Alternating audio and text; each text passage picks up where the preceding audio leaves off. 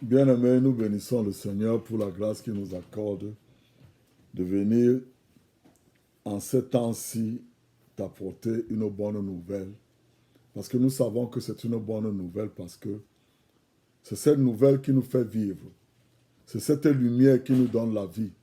C'est cette lumière qui nous guérit.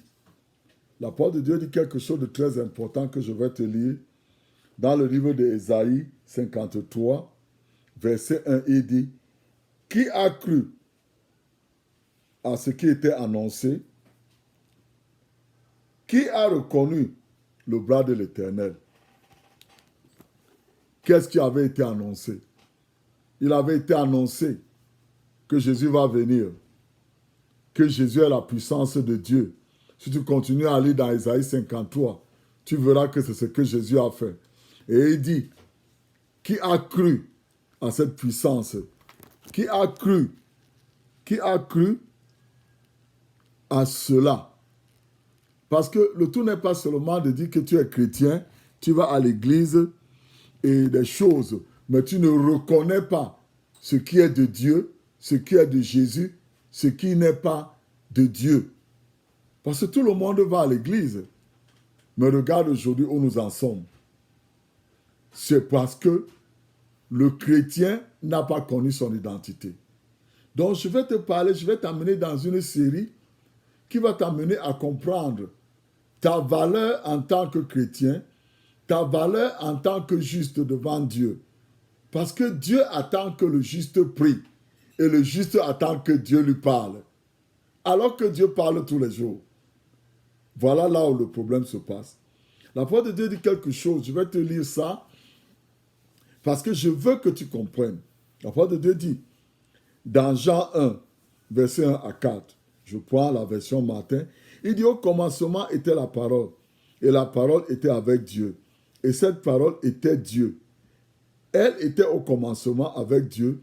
Toutes choses ont été faites par elle, et sans elle, rien de ce qui a été fait n'a été fait. Et en elle était la vie, et la vie était la lumière des hommes. Il parle de cette lumière, de cette vie que nous pouvons appeler la vie, comme on choisit le nom de Zoé. Zoé veut dire une vie qui a la vie en elle. C'est la vie de Dieu. Donc cette vie, cette lumière était au commencement de ce monde. C'est cette vie, si tu continues à lire dans Jean 1, c'est cette vie qui a créé toutes choses avec Dieu. Voilà pourquoi quand tu regardes dans Genèse 1, Dieu dit: faisons, au commencement, faisons. Il disait toujours dans une communion entre lui, les trois parties de Dieu, le Père, le Fils et le Saint-Esprit, ils faisaient tout ensemble. Voilà pourquoi ton corps aussi est divisé en trois parties. Donc, tu vois, la vie là était la vie de Dieu. Et la vie là aujourd'hui est la vie des hommes. Elle est descendue. Et je continue. Il dit ici là que il est venu chez les siens. Et les siens ne l'ont pas reçu. Mais à tous ceux qui l'ont reçu, il leur a donné le droit d'être faits enfants de Dieu, à savoir ceux qui croient en son nom. Cette parole, cette lumière avait choisi un peuple qui était moins qu'un peuple, qui était impuissant. Dieu a choisi la descendance d'Abraham. Il a fait tout, il leur a donné. Il a voulu, si tu veux, tu peux lire ça dans la parole de Dieu, tu verras que Dieu voulait que les Juifs soient des prêtres du Très-Haut dans le monde entier. Qu'ils soient ceux-là qui vont apporter la lumière de Dieu dans le monde entier. Bon, tu connais l'histoire, comment ça s'est passé. Mais comme ils l'ont rejeté, toi et moi, comme nous sommes, moi j'étais païen, toi aussi, si tu dis que tu es chrétien aujourd'hui, nous l'avons reçu. Ce qui fait que le fait que toi et moi nous soyons chrétiens aujourd'hui ne dépend pas de la dénomination, ne dépend pas de ton pasteur, ne dépend pas de ta femme, ne dépend pas de ton mari. Ça dépend de ton choix que tu as dit que Seigneur Jésus, je t'accepte comme mon sauveur. Et à partir d'aujourd'hui, quand tu acceptes Jésus comme ton sauveur, tu deviens juste devant Dieu. Dieu, quand il te regarde, il te voit en Jésus 24 heures sur 24. Même quand tu es fâché contre ta femme, même quand tu es fâché contre ton mari, même quand tu fais des mauvaises choses, Dieu, lui, il te voit 24 heures sur 24 en Jésus parce qu'il sait que le péché d'Adam t'a entraîné à faire certaines choses que parfois tu continues encore à les faire. Mais plus tu grandis dans ta connaissance de Dieu, plus tu connais ton identité, ces habitudes de la partie de ta vie. Donc la parole de Dieu dit quelque chose ici, aussi dans Jean 17, 2 Corinthiens 5, de 17 à 21. Je ne vais pas lire tout ça là pour te perdre ton temps. Mais il dit que Dieu nous a fait ambassadeurs, toi et moi, dans ce monde. Dieu nous utilise pour réconcilier le monde avec lui. Dieu a fait de nous ses ambassadeurs. Dieu a fait que Jésus-Christ il devient le péché, la puissance là, qui te pousse à faire le mal. Jésus-Christ a pris ça et il a fait de nous sa justice. Par sa mort et sa résurrection, aujourd'hui, toi et moi, nous sommes justes devant Dieu, 24 heures sur 24. Et quand tu regardes toutes ces choses, être juste devant Dieu ne veut pas dire que tu ne vas pas commettre les erreurs. Être juste devant Dieu, c'est que Dieu te voit en Jésus-Christ. C'est comme avant d'être chrétien, Dieu te voyait en Adam. Toutes tes bonnes œuvres que tu as pu accomplir, toutes ces choses que tu as pu accomplir ne pouvaient pas faire que Dieu te donne quelque chose. Tout ce que tu pouvais avoir avant d'être chrétien, tu l'avais parce que Dieu donne le soleil à tout le monde. Dieu donne le soleil et le voleur prend avantage du soleil. Donc toi aussi, tu prenais avantage du soleil. Donc, il a fallu que tu acceptes Jésus-Christ comme ton sauveur personnel. Et quand tu l'as accepté comme ton sauveur personnel, c'est en ce moment-là que tu deviens chrétien. Et maintenant, tu es juste. Et quand tu es juste, la parole de Dieu dit quelque chose ici. Dans Proverbe 10, verset 6. Il dit que des bénédictions se reposent sur la tête du juste. Mais les paroles des méchants cachent la violence. Les bénédictions se reposent sur la tête du juste. Qu'est-ce que ça veut dire? Allons dans la Bible. Matthieu 6, 23. Il dit que cherchez premièrement la justice, le royaume de Dieu et sa justice, et toutes ces choses que les païens, tous les autres courent après, vous seront données. Frère et soeur, tu te réveilles le matin, tu dis Seigneur, je te remercie parce que je suis devenu juste à cause du sang de Jésus. Comme je suis juste à cause du sang de Jésus, je suis dans le royaume de Dieu. Merci Seigneur, parce que toutes les autres choses que les gens cherchent, tu me les donnes gratuitement. Je les reçois maintenant au nom de Jésus. Tu fais ça tous les matins. Voilà la prière du juste. Je ne t'ai pas dit de ne pas aller au travail. Oh. Ça, c'est la paresse. Je ne t'ai pas dit de demander à Dieu. Je ne t'ai pas dit de fermer ta bouche. Quand tu as fini de prier ça, tu ne dis pas à Dieu, donne-moi la sagesse pour aller faire les choses. Parce que Dieu dit qu'il écoute la prière du juste. Dieu dit qu'il prend plaisir pour te faire du bien. Dieu dit, même dans le Proverbe 24, il dit que ce que le méchant redoute lui arrive, mais ce que le juste désire lui sera accordé. Qu'est-ce que tu désires, frère? Qu'est-ce que tu désires dans ta vie? Cette Bible, cette parole, dans ce livre, tu as tous les trésors de toutes les richesses que tu peux vouloir. Dans ce livre, il y a les secrets de la guérison.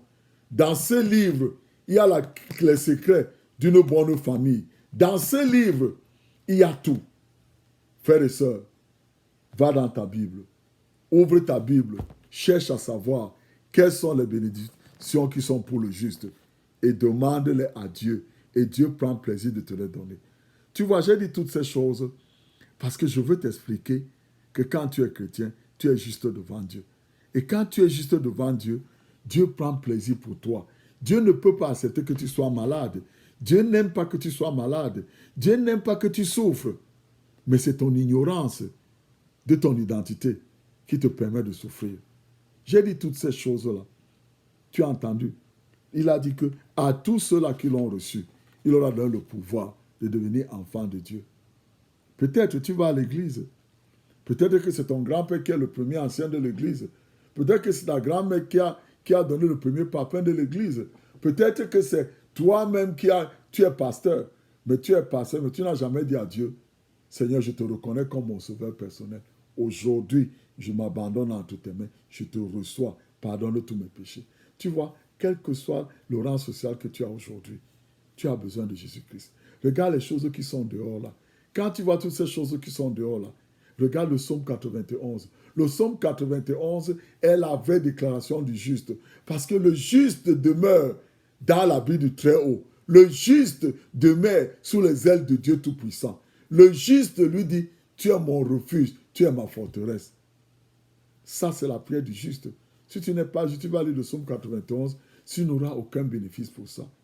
Frères et sœurs, il est grand temps que tu te réveilles. Que tu te réveilles du sommet dans lequel la religion t'a mise. Et que tu acceptes Jésus aujourd'hui comme ton sauveur personnel. Ou alors que tu te réveilles du sommet que tu avais, que tu dors le matin. Quand tu te réveilles le matin, tu sautes du lit comme une chèvre ou comme un bœuf. Tu ne mets pas tes genoux à terre pour lui dire, Seigneur, je te remercie pour cette journée. Je remets cette journée entre tes mains. Je remets mes enfants. Je remets ma femme entre tes mains. Merci parce que tu nous protèges. Je couvre toute ma famille avec le sang de Jésus. Voilà les actions du juste. Parce que tu sais, quand j'ai cru au Seigneur Jésus, à cause de l'église dans laquelle on était, on disait que, oh, tu dois tout remettre entre les mains de Dieu, tu dois être avec Dieu tout le temps. Je n'avais pas compris ces choses. Je me disais que, mais comment Dieu qui est au ciel, je peux tout lui remettre? Mais après, à force de faire des études, comme j'ai découvert que c'est seulement dans l'évangile de Jean qu'il dit qu'il est le disciple que Dieu aime, que Jésus aime. Moi aussi, j'ai choisi ça. J'ai dit que moi aussi, je suis le chrétien que Jésus-Christ aime. Voilà pourquoi, si tu vois mes lettres, c'est toujours signé le chrétien que Jésus-Christ aime. Parce que je sais que Jésus m'aime. Et comme il m'aime, il me gâte. Je dis tout ça là parce que je veux que, frère, nous puissions devenir cette forte église qui va accepter, à recevoir la gloire du Seigneur quand il va venir. Parce qu'il va venir, oh, il va venir. Il va venir enlever les justes, enlever son église. Il va venir, ne te trompe pas. Donc si aujourd'hui, comme c'est vendredi, je vais commencer. Nous allons prendre la communion aussi. Va dans ton frigo, prends le jus là. Si tu veux, prends un peu de vin rouge. Je sais, tu vas dire que prends, même si c'est le macabo que tu as, va prendre ça avec le verre d'eau. Tu l'apportes. Apporte ça. Seigneur, nous te bénissons. Seigneur, nous te disons merci parce qu'Éternel notre Dieu, au milieu de cette pandémie, tu nous as gardés. Seigneur, je te bénis parce que, Seigneur, dans cette pandémie, tu es avec nous. Et comme tu es avec nous, les saisons sont venues et les saisons sont passées. Donc, cette pandémie aussi va passer. Nous n'allons pas bouger parce que tu es avec nous. Parce que nous sommes en toi. Nous te bénissons. Nous te disons merci. Gloire à toi, Seigneur. Gloire à toi. Je prie comme ça pour que tu puisses t'apprêter, que tu apportes ton pain, que tu apportes ton jus. Seigneur, nous te bénissons. Nous te bénissons maintenant pour ce pain, pour ce jus. Merci Seigneur, parce que Seigneur, à la nuit tu as été livré. Tu as pris le pain, tu l'as brisé. Tu l'as brisé et tu as dit, prenez, voici mon corps qui a été brisé pour vous. Seigneur, je te remercie parce que dans ton corps, tu as reçu sur ton corps l'aiguillon de la mort et tu as reçu toutes les maladies. Par tes maîtrissures, j'ai été guéri. Ma maison et moi, nous sommes guéris. Merci Seigneur. Tu manges.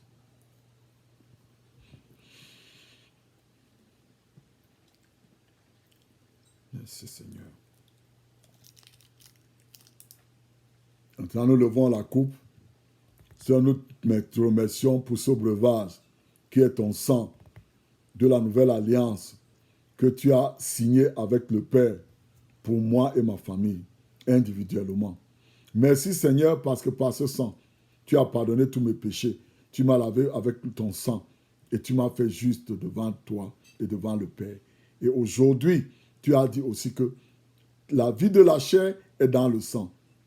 Tu avais dit aux Juifs dans le désert qu'ils ont seulement mangé la manne qui est venue du ciel. Voilà pourquoi ils sont morts dans le désert. Mais nous, tu nous as donné le pouvoir de manger ta chair et de boire ton sang. Et tu as dit dans Jean 6, verset 50, que si je mange ta chair et je bois ton sang, je ne vais pas mourir. Et je crois en ta parole. Maintenant, comme je bois ce sang, je reçois ta vie dans mon corps au nom de Jésus. Amen.